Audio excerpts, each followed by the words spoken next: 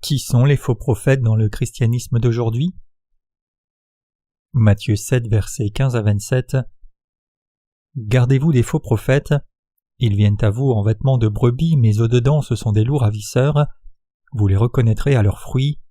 Cueille-t-on des raisins sur des épines ou des figues sur des chardons? Tout bon arbre porte de bons fruits, mais le mauvais arbre porte de mauvais fruits. Un bon arbre ne peut porter de mauvais fruits, ni un mauvais arbre porter de bons fruits. Tout arbre qui ne porte pas de bons fruits est coupé et jeté au feu. C'est donc à leurs fruits que vous les reconnaîtrez. Ceux qui me disent « Seigneur, Seigneur » n'entreront pas tous dans le royaume des cieux, mais celui-là seul qui fait la volonté de mon Père qui est dans les cieux. Plusieurs me diront en ce jour-là « Seigneur, Seigneur, n'avons-nous pas prophétisé par ton nom? N'avons-nous pas chassé des démons par ton nom? Et n'avons-nous pas fait beaucoup de miracles par ton nom ?» Alors je leur dirai ouvertement « Je ne vous ai jamais connus. Retirez-vous de moi, vous qui commettez l'iniquité. » C'est pourquoi quiconque entend ces paroles que je dis et les met en pratique sera semblable à un homme prudent qui a bâti sa maison sur le roc. La pluie est tombée, les torrents sont venus, les vents ont soufflé et se sont jetés contre cette maison. Elle n'est point tombée parce qu'elle était fondée sur le roc. Mais quiconque entend ces paroles que je dis et ne les met pas en pratique sera semblable à un homme insensé qui a bâti sa maison sur le sable. La pluie est tombée, les torrents sont venus, les vents ont soufflé et ont battu cette maison, elle est tombée et sa ruine a été grande.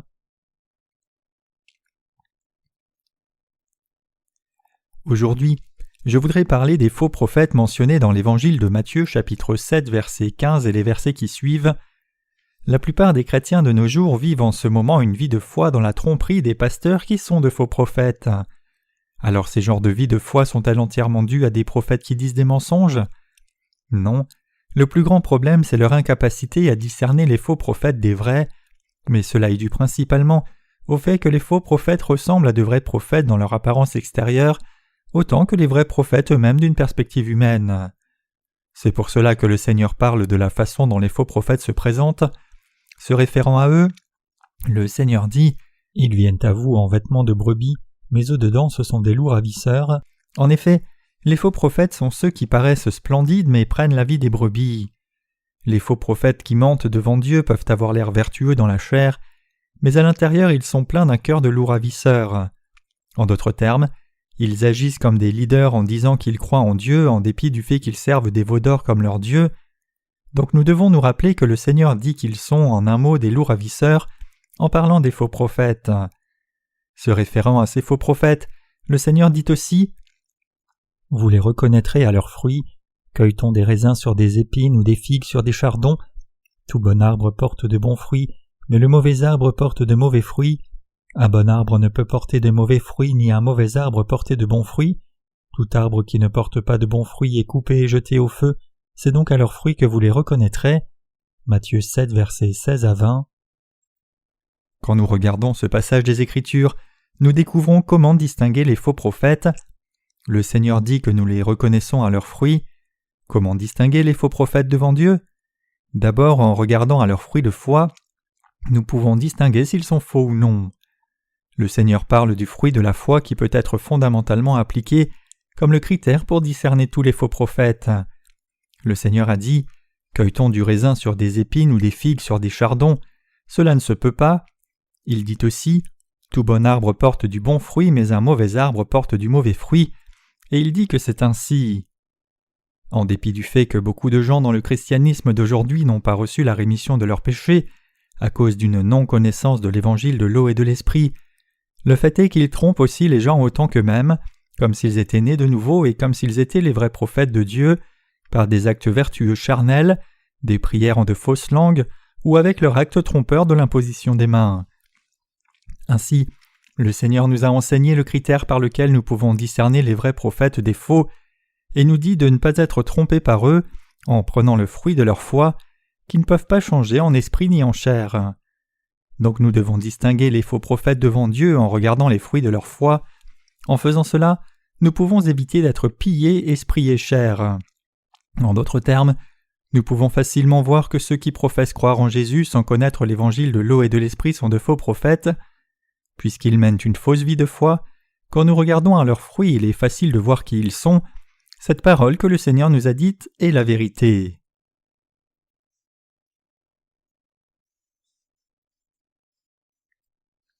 Effectivement, qui sont les faux prophètes dans le christianisme ? Il est difficile de distinguer les faux prophètes dans le christianisme par leur apparence extérieure. Si nous devions essayer de les distinguer et de les observer par leur apparence extérieure, puisqu'ils ont l'air au contraire très gentils et décents comme de bonnes brebis, l'on ne peut pas juger s'ils sont de faux prophètes ou de vrais prophètes. C'est pour cela que l'apôtre Paul dit « Ces hommes-là sont de faux apôtres, des ouvriers trompeurs déguisés en apôtres de Christ, et cela n'est pas étonnant puisque Satan lui-même se déguise en ange de lumière.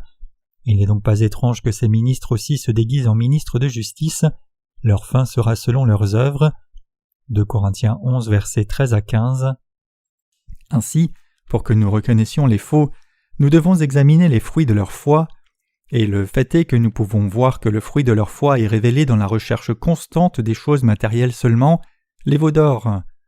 Ceux qui cherchent seulement les choses matérielles devant Dieu ne sont pas des arbres qui portent de bons fruits, mais plutôt ce sont de faux prophètes, des arbres qui portent de mauvais fruits. Quand nous les regardons avec nos yeux spirituels, nous pouvons voir qu'ils extorquent des choses matérielles à leurs membres d'Église et qu'ils escroquent les gens esprit et chair, tout en disant qu'ils font l'œuvre du Seigneur car ils sont méchants et trompeurs. Ce que le Seigneur a dit au sujet des hérétiques est simple et clair. Le fait est que la parole d'évangile de l'eau et de l'esprit devient le standard absolu pour distinguer les faux prophètes et les hérétiques dans le christianisme. Mais puisque ce travail n'est pas facile, nous devons distinguer et juger avec l'évangile de l'eau et de l'esprit qui nous a été donné comme standard. Autrement dit, la parole d'évangile donnée par le Seigneur, l'évangile de l'eau et de l'esprit, devient le critère absolu pour les juger. C'est parce que l'évangile de Jean chapitre 3 dit que l'on doit croire dans l'évangile de l'eau et de l'esprit afin de naître de nouveau. Donc l'évangile de l'eau et de l'esprit est le standard de la vérité, tout comme le critère pour le salut. Quand vous rencontrez quelqu'un, il est impossible de distinguer si c'est ou non un véritable homme de Dieu juste en regardant son apparence extérieure. Nous pouvons le voir correctement en regardant le fruit de sa foi qu'il porte par sa foi. Simplement, nous pouvons reconnaître si quelqu'un est un vrai serviteur de Dieu ou non par ces questions. Quelle sorte d'évangile croit-il ? Est-ce quelqu'un qui croit seulement dans le sang de la croix ? Sinon, croit-il dans l'évangile de l'eau et de l'esprit ? Le fait est que nous pouvons voir si quelqu'un est un faux prophète en demandant « Est-ce quelqu'un qui croit dans le baptême que Jésus a reçu de Jean-Baptiste dans la croix ou non ?» Aussi, nous pouvons discerner correctement les 10 serviteurs de Dieu en demandant « Ce pasteur extorque-t-il de l'argent aux membres de son Église ? Sinon, sert-il les saints et les ouvriers tout en servant l'œuvre de la diffusion de l'évangile de l'eau et de l'esprit ?» C'est ainsi parce que nous ne pouvons pas savoir si une personne est un vrai serviteur de Dieu ou un faux par ses actes, sa façon de parler ou sa contenance. C'est parce qu'un faux prophète se comporte avec courtoisie, parle gentiment, fait des actes de façon noble et s'expose de façon vertueuse. Donc nous devons nous rappeler dans nos cœurs que si nous voulons connaître correctement, nous devons regarder aux fruits de la foi. Nous pouvons reconnaître correctement en regardant aux fruits de la foi, c'est-à-dire en demandant « Suivent-ils des veaux d'or ?» ou sinon « Montrent-ils la justice de Dieu en croyant et servant l'évangile de l'eau et de l'esprit ?» En d'autres termes, leur fruit c'est qu'ils recherchent essentiellement. En comparant les gens à des arbres, notre Seigneur a dit « Vous les connaîtrez à leurs fruits », et le fait est que l'on peut voir si un certain pasteur est faux en regardant s'il sert les veaux d'or ou la justice de Dieu dans son ministère.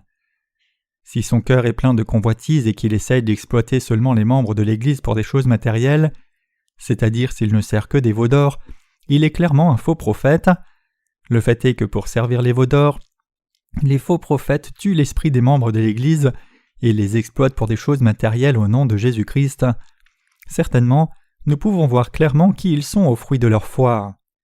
Si un certain pasteur ne connaît pas l'évangile de l'eau et de l'esprit et continue d'être dans le devoir pastoral, sans être capable de prêcher le véritable évangile à ses membres d'Église, puisqu'il ne le connaît pas, alors il est en train de faire une œuvre de servir les veaux d'or par la convoitise qui est dans son cœur.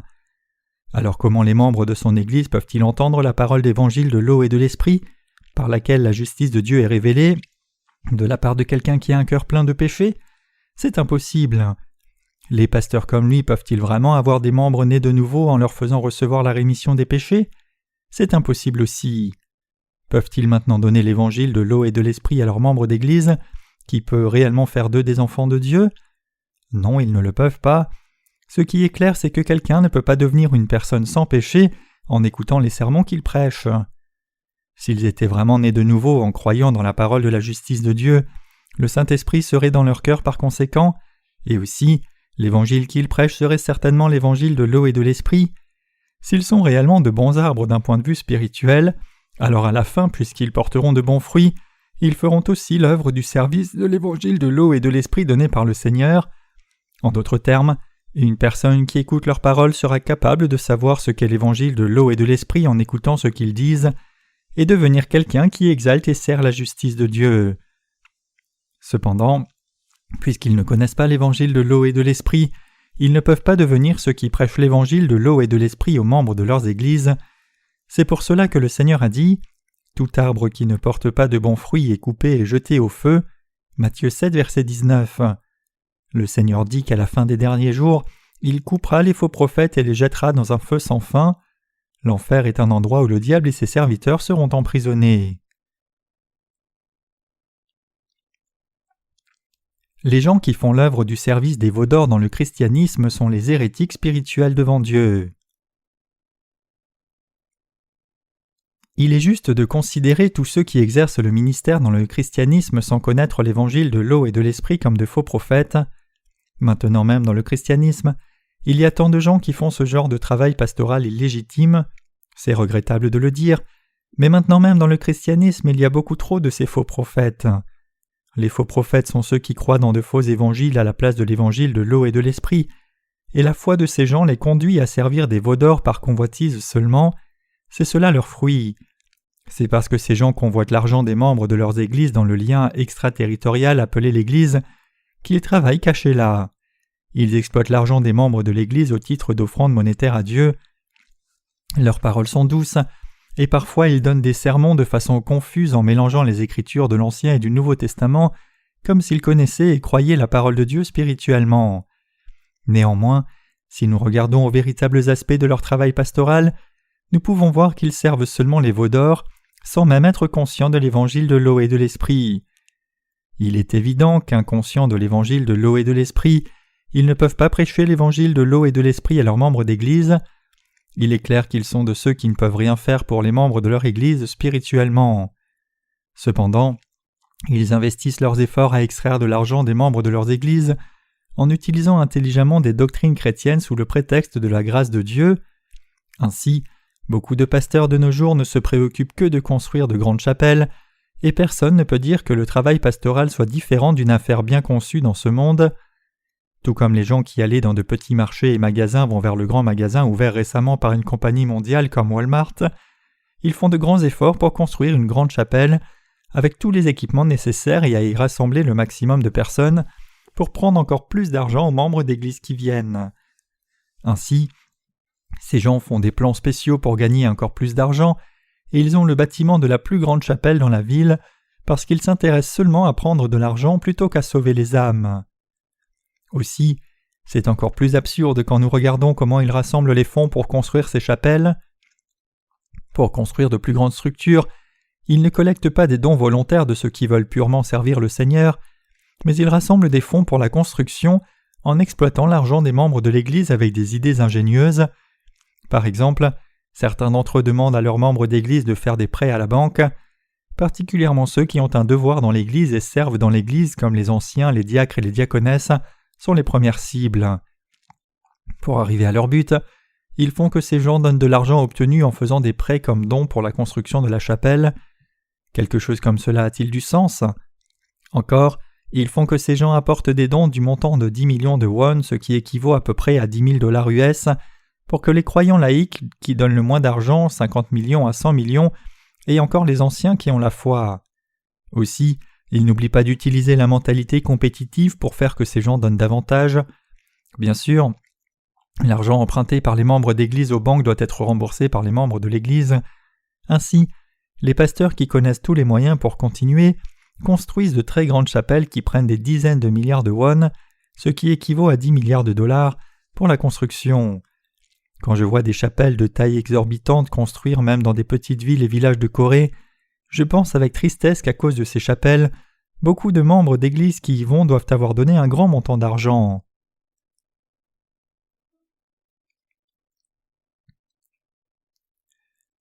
calculons le don monétaire nécessaire à bâtir une chapelle mammouth. Comme les membres de l'Église se portent garants les uns pour les autres à hauteur de 20 000 $ US, si quelqu'un ne rembourse pas, alors quelqu'un d'autre doit tout payer, et s'il y a 10 personnes qui empruntent 20 000 $ chacun, combien y a-t-il au total? Cela amène 200 000 $. Avec 10 membres qui donnent, la somme est de 200 000 $.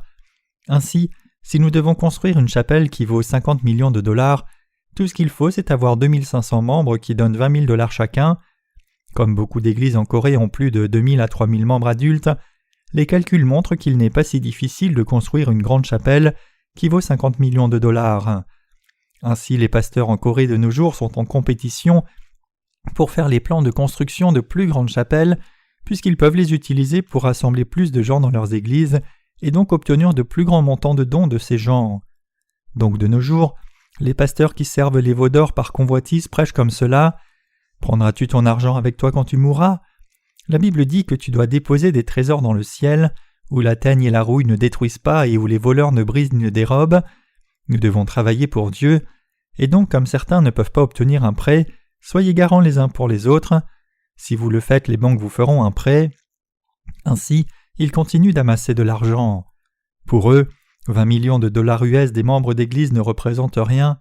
Pour eux, 100 000 $ ne vaut rien de plus que le prix d'un bonbon. La plupart du temps, les membres d'église fidèles font des dons pour la construction de la chapelle en faisant des prêts.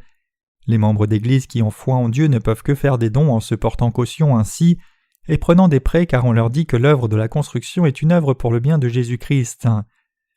Cependant, puisque ces fausses personnes ne s'intéressent qu'aux choses matérielles, elles continuent de construire de plus grandes chapelles en utilisant ce genre de moyens et faisant venir davantage de personnes. Et une fois que ces gens deviennent membres de l'Église, ils doivent aussi suivre et faire des dons comme leurs prédécesseurs, et c'est pour cette raison que même si les gens d'un secteur sont dans une pauvreté extrême, il est possible de construire un bâtiment d'église à grande échelle. Bien sûr, ils ne construisent pas tous comme cela, mais c'est certainement la tendance prévalente de la plupart des églises coréennes.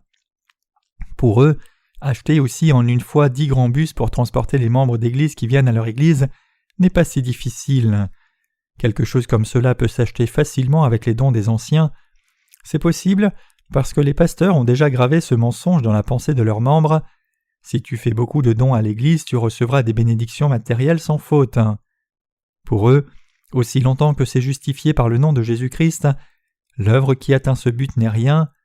De nos jours, il y a un comédien qui fait rire les Coréens avec la phrase « Ce n'est rien du tout ».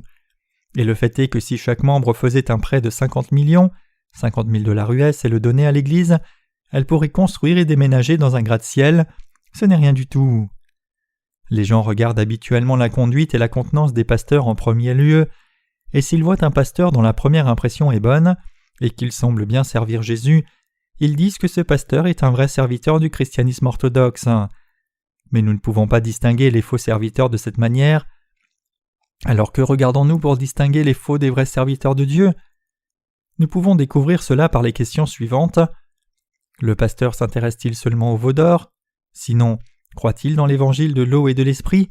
Est-il intéressé par la diffusion de cet évangile en étant reconnaissant?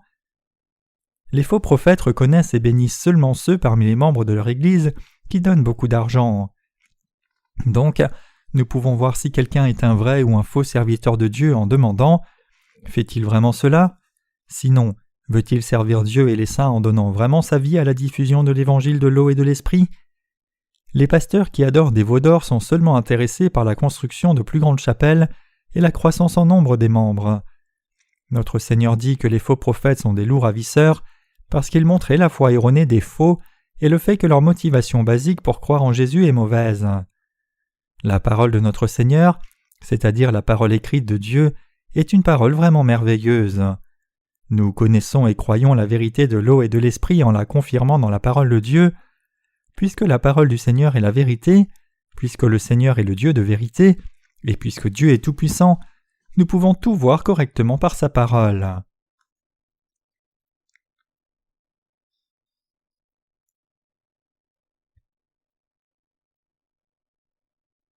Un pasteur qui s'intéresse seulement aux dons monétaires est certainement un faux prophète. Même s'ils exercent leur ministère dans le cadre extraterritorial du christianisme, le fait réel est qu'ils sont hérétiques devant Dieu. Un trait distinctif de ces faux prophètes est qu'ils exercent le ministère pastoral sans connaître l'évangile de l'eau et de l'esprit, qui est la seule mesure du salut donné par Dieu. Les faux prophètes ne croient pas dans la parole d'évangile de l'eau et de l'esprit, mais plutôt ils répètent des doctrines qu'ils ont apprises dans les écoles théologiques de leur propre dénomination. Ces gens n'obéissent, ne suivent ni ne croient dans la parole de Dieu. Ils sont les hérétiques qui rassemblent de l'argent sous le prétexte du nom de Jésus. Regardez au christianisme qui existe de par le monde aujourd'hui. Que ce soit en Asie, en Europe ou tout autre lieu, il y a beaucoup d'hérétiques dans le christianisme. Ils n'ont pas d'intérêt pour la foi dans l'évangile de l'eau et de l'esprit ni sa prédication, mais plutôt ils mettent tous leurs efforts dans la construction d'énormes chapelles et dans le fait d'amener les membres de leurs églises à être des hommes de morale. Ce sont des spécialistes pour faire des membres de leurs églises des modèles éthiques. Pour eux, si quelques nouveaux membres seulement viennent à l'église, ils se mettent à s'inquiéter de la question « Que puis-je faire pour avoir encore plus d'argent de la part de l'Assemblée ?» Et c'est ce pourquoi le Seigneur nous dit de nous garder d'eux. Et c'est pour cela que nous les appelons hérétiques collectifs. Nous devons distinguer attentivement les gens qui font partie des hérétiques collectifs. Comment reconnaissons-nous les gens qui sont des hérétiques devant Dieu ? Les hérétiques dans le christianisme sont ceux qui ont une foi différente de la parole de Dieu, et ainsi ce sont ceux qui ne croient pas dans la vérité de l'évangile de l'eau et de l'esprit. Les croyants hérétiques sont ceux qui ne croient pas dans le fait que Jésus, le Fils de Dieu, ait pris les péchés de ce monde une fois pour toutes en venant sur la terre dans la chair humaine et en recevant le baptême de Jean-Baptiste, le fait qu'il ait été cloué à la croix en ayant porté les péchés de ce monde sur lui, et le fait qu'il soit ressuscité au 3e jour et assis maintenant à la droite de Dieu. Donc les gens qui sont dans le ministère sans avoir foi dans l'évangile de l'eau et de l'esprit, et ceux qui clament prêcher l'évangile en croyant de leur propre chef dans le sang de la croix seule, sont des hérétiques spirituels devant Dieu. Jésus dit qu'à moins que quelqu'un ne naisse d'eau et d'esprit, il ne peut entrer dans le royaume de Dieu ni voir Dieu le Père. Le Seigneur dit que nous pouvons distinguer qui sont les hérétiques en regardant à leurs fruits. Si c'est le cas et que vous êtes actuellement ministre, vous devez vous examiner vous-même pour voir si vous êtes devenu un hérétique sans le savoir ou non.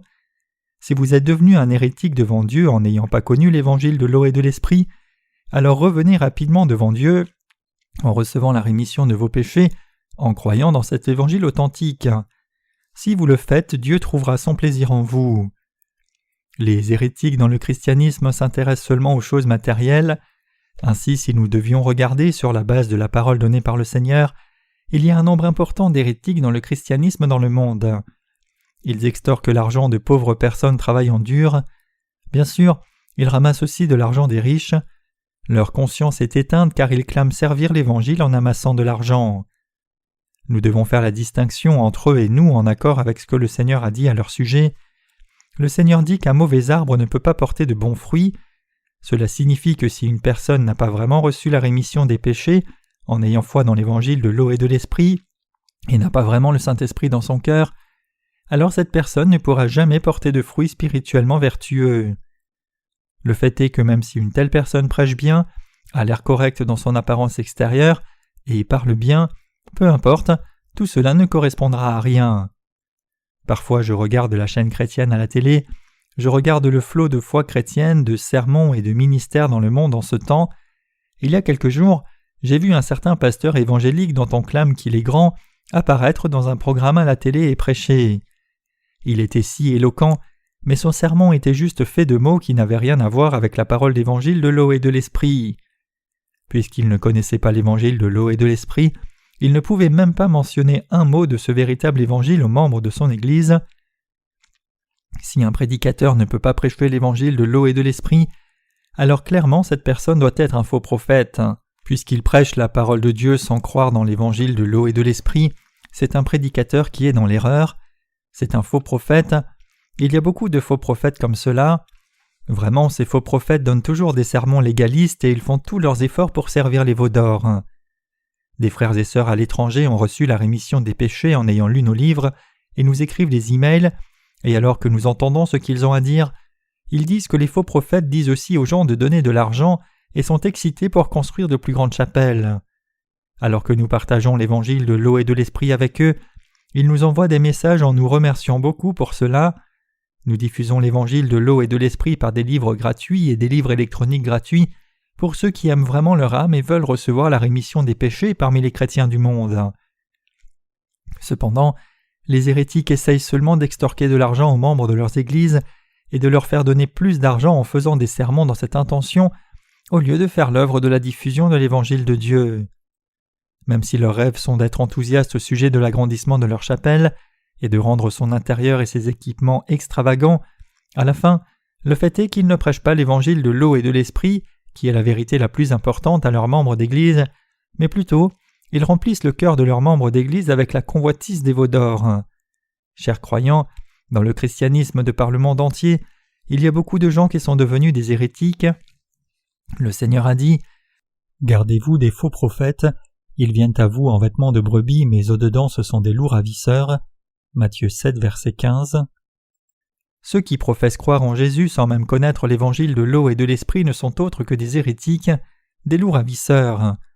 Le Seigneur dit que ce sont précisément les hérétiques, des loups dans une peau de brebis qui sont polis et s'expriment bien de l'extérieur, mais ils demandent seulement aux membres de leurs églises de donner de l'argent. Ils sont incapables de prêcher cette vérité de l'évangile qui délivre l'esprit des gens des péchés, et par conséquent, ils conduisent des âmes qui ne peuvent qu'être tuées à la malédiction et à la destruction. C'est pour cela qu'il y a beaucoup d'hérétiques dans le christianisme aujourd'hui. Les gens qui sont hors du christianisme ne sont pas des hérétiques devant Dieu, ils sont juste des brebis perdues. Cependant, il y a beaucoup d'hérétiques parmi ceux qui sont maintenant venus dans le christianisme, croyant en Jésus, étant devenus des leaders, remplissant une tâche et croyant laïcs. Ils sont devenus des hérétiques sans le réaliser, parce qu'ils ne connaissent ni ne croient dans l'évangile de l'eau et de l'esprit, parce qu'ils n'ont pas reçu la rémission des péchés dans leur cœur, et parce qu'ils n'ont pas reçu le Saint-Esprit. Je veux que vous voyiez si oui ou non le pasteur qui vous dirige est un hérétique.